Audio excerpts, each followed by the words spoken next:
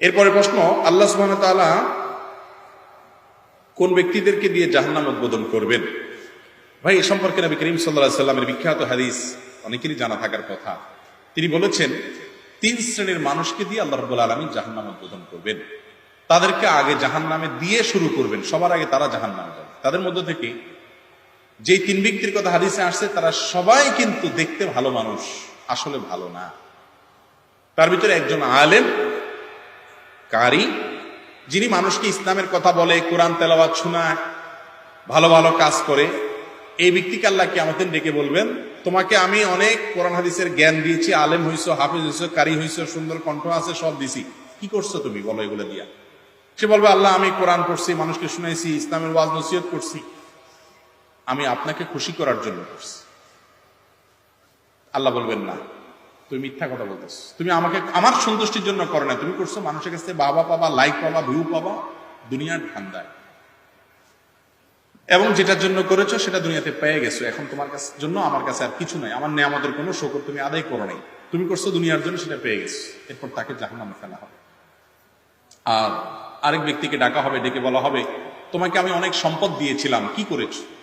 সে বলবে, আল্লাহ আপনার দেওয়া সম্পদ দিয়ে আমি মসজিদ, মাদ্রাসা, গরিব দুঃখী, ওয়াজ মাহফিল, ভালো ভালো কাজে দান সৎকার করছি, অনেক টাকা দিছি।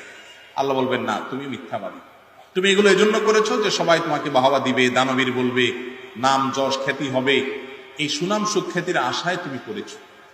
তুমি আমার কাছ থেকে সন্তুষ্টির আশা হলে কারোর কাছ থেকে কোনো কিছুর আশা করতাম, অনেক সময় গোপন রাখতাম, সেটা তুমি করো নাই। অতএব যে জন্য করেছো সেটা দুনিয়াতে পেয়ে গেছে, এখন তোমাকে জাহান্নামে নিক্ষেপ করা হবে, তাকে দিয়ে জাহান্নাম উদ্বোধন করা হবে। আবার আরেক ব্যক্তি, যাকে আল্লাহ রাব্বুল আলামিন শরীরের শক্তি সমক্ষমতা দিয়েছেন, সে হয়তো আল্লাহর রাস্তায় জিহাদ করতে করতে শাহাদাতের মৃত্যু হয়ে দুনিয়া থেকে গেছে, বাহ্যিকভাবে শাহাদাতের।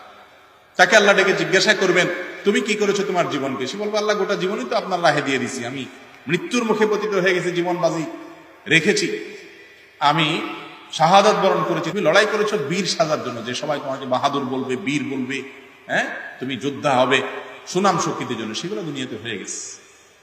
এরপরে তাকে জাহান্নামে নিক্ষেপ করা হবে। এই 3 জন ব্যক্তিকে সর্বপ্রথম জাহান্নামে ফেলা হবে। এখান থেকে বোঝা যায়, আমরা যারা ভালো ভালো কাজ করি, আল্লাহ ভালো ভালো কাজ করার তৌফিক দেয়। যারা খারাপ কাজ করে বা ভালো কাজ করার তৌফিক পায় না, তাদেরকে তাচ্ছিল্য না করে আমার আমলটা কতটুকু আমি সেফে রাখতে পারতেছি, কতটুকু আমি নিরাপদ রাখতে পারতেছি, কোনো রিস্কের মধ্যে পড়ে যাচ্ছে কিনা, সেই হিসাবটা আমাদের বেশি কষা দরকার, ঠিক না বেঠিক?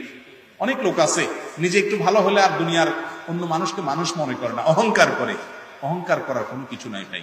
আমল করার পর সেটা যেন নষ্ট না হয়। বিশেষ করে এই যুগে তো ফেসবুকের এই যুগে, সোশ্যাল মিডিয়ার এই যুগে, ভালো কোনো কাজ করব আর ফেসবুকে সেলফি তুলে ছবি দেবো না, এটা তো হয় না। লাইকের আশায়, কমেন্টের আশায়, ভিউর আশায় এই ধান্দায় করি আমরা। আমি সহ আল্লাহ তাআলা আমাদের সবাইকে এই ভয়াবহ জায়গা থেকে হেফাজত থাকার তৌফিক দান করুন। আমার জন্য দোয়া করবেন, আল্লাহ যেন ওয়াজ নসিহত করতেছি যেন আল্লাহর খুশির জন্য করার তৌফিক দান করেন, যেন ব্যক্তি স্বার্থ, দুনিয়ার ধান্দা যেন না থাকে। আমি ইখলাসের দোয়া চাই, ওলামাদের জন্য, সবার জন্য আপনারা দোয়া করবেন, আপনাদের জন্য দোয়া করি। আল্লাহ তাআলা আমাদের সবাইকে ভয়াবহ ফিতনা থেকে বেঁচে থাকার তৌফিক দান করুন।